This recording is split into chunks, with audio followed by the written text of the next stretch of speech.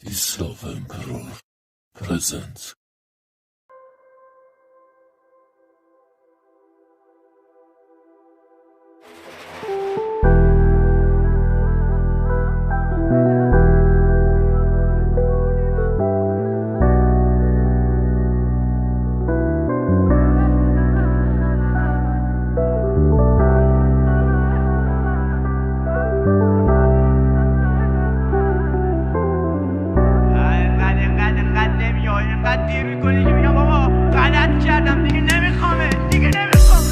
ولی چطور تحمل کنم میمیرم بدونت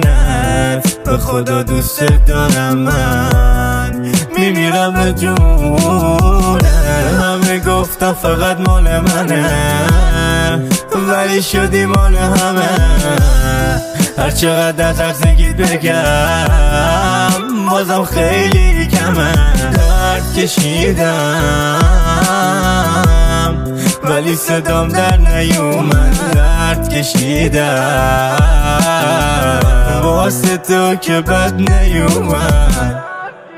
دیدم داداش امروز بعد این مدت که باش بودی شاید خوب بودی واسه شما تو مهراب نبود با یاده بودی لگه غرق و بزرگش میکنی نه امروز دیدمش تنش پر بود از رد کبودی بذار خیال تو راحت کنم یه ختم از تش خط از آخر قصه بگم خیالت راحت شد تا زمانی که اسم مهراب نامی رو اسمش بود نذاشتم ذره‌ای برنج از من گرفتی بچه شکته از حرفایی بوده که میگفتی من مرده پرسدش ببین واسش من چه کارایی نکرده حالا که تنها مونده پیغام فرستاده برگرده ولی دیگه نمیخوام اضافه شه دردش رو دردم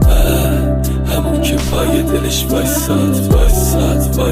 تا شکست خونش رفت خورد کرد قلبم آرله شد زیر پاشم بره حداقل دیگه تموم شه سردردم یه جوری رفته که روم نشد صداتم بخورم درسته چارجا میشینیم میگی بد آوردم ولی تجربه شد نداره منی وسط خوردم با این که من دلم خیلی میخواست میشه تو بمونم دیدم تو این نقطه باید برم پس کم نیاوردم تو هم که تهش و تهش همش ازش تو قلبت بود دمات اسم منو میگفت ولی حلقش تو دستت بود بشین از دارم تا پایین قشنگه همه چی فکر کن خودت میبینی هرچی پیش با تو ساده حقت رقم سیاه نبود اما همش این روزو میدیدم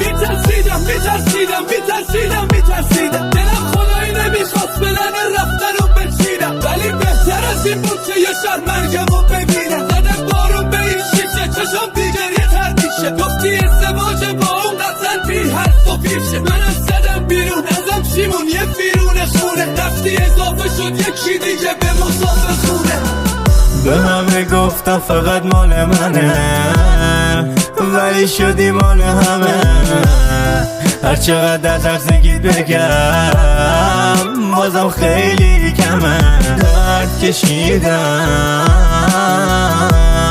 ولی صدام در نیومد درد کشیدم واسه تو که بد نیومد تو خیلی گشتم این کوچه ها رو دریغ از یه نفر نگاه کردم کل آبرا یانوس درندشت این شهر بیستابی یکی شبیه چشمت هم نداشت باید سنگ آبی یه روز پشت سرم و قوت قلبم و حالت تو حقت بازی چه یه دست 4 تا بچه باشی این جایی رو باختم که فهمیدی نقطه ضعفم و نقطه ضعف من دریا بود که تو چشمات تو داشتی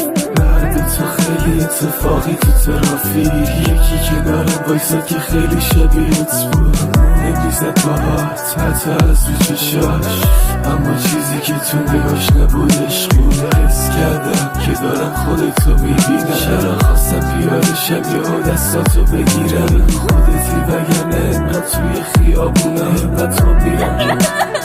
جام تو بودم آره ساعت 5 یه لحظه صبر کنید ببینم آقای مهراب بله درست بفرمایید اولین درس هم ممنونم بفرمایید سلام آقای دکتر خوب هستین